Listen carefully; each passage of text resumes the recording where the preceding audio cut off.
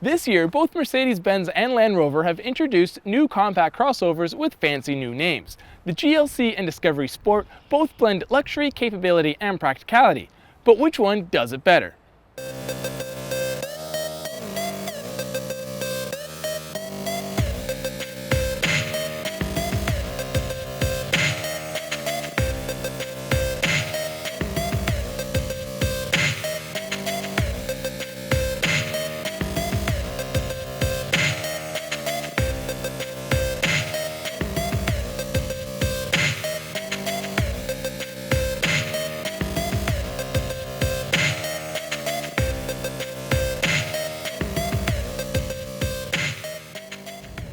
Replacing the LR2 is a familiar name with a new twist. It's called the Discovery Sport.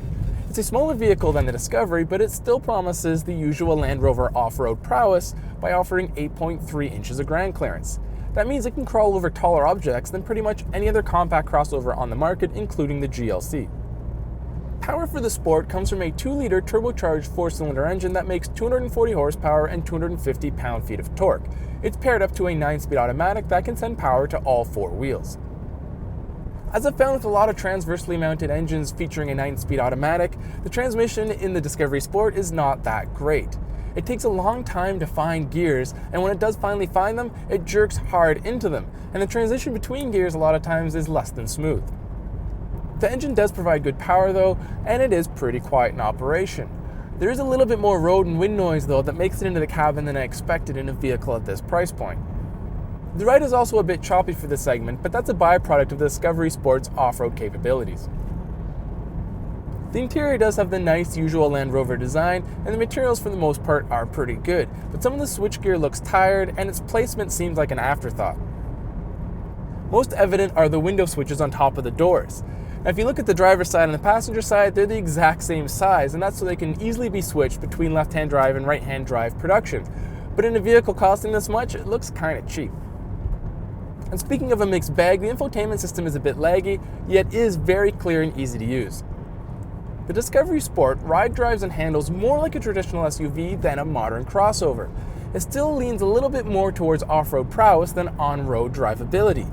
It's missing that extra little bit of refinement and quality found in the GLC. And smooth the GLC definitely is. The ride is comfortable, the engine is incredibly quiet, and all the controls operate in a fluid, refined way. Handling is okay for a compact crossover as it does take corners better than the Land Rover, but it's not as capable as, say, a BMW X3. Power also comes from a 2-liter turbocharged 4-cylinder engine paired up to a 9-speed automatic, but the execution in the GLC is very different. Power is listed at 241 horsepower and 273 pound-feet of torque, and despite weighing about 50 pounds more, the GLC is actually quicker.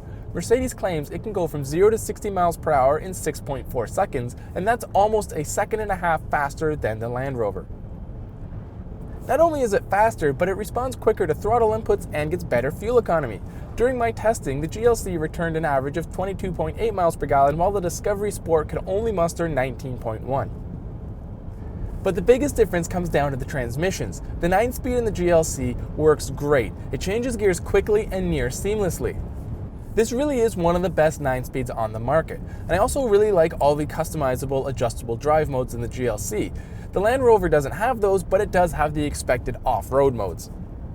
And then there's the interior. It's basically the new C-Class interior inside the GLC, which is great as it's one of our favorites around the AutoGuide.com offices. All the materials in here feel premium and the switchgear high-end.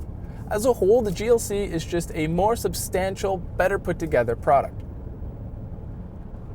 But driving is only one of the important aspects of these vehicles.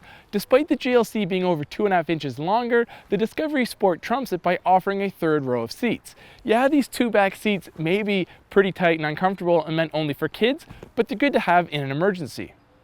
Passengers in the more traditional back seat will prefer the Land Rover, as although legroom is identical between the 2 vehicles, headroom is a little better in the Discovery Sport, and the one-piece panoramic sunroof makes it feel more open and airy.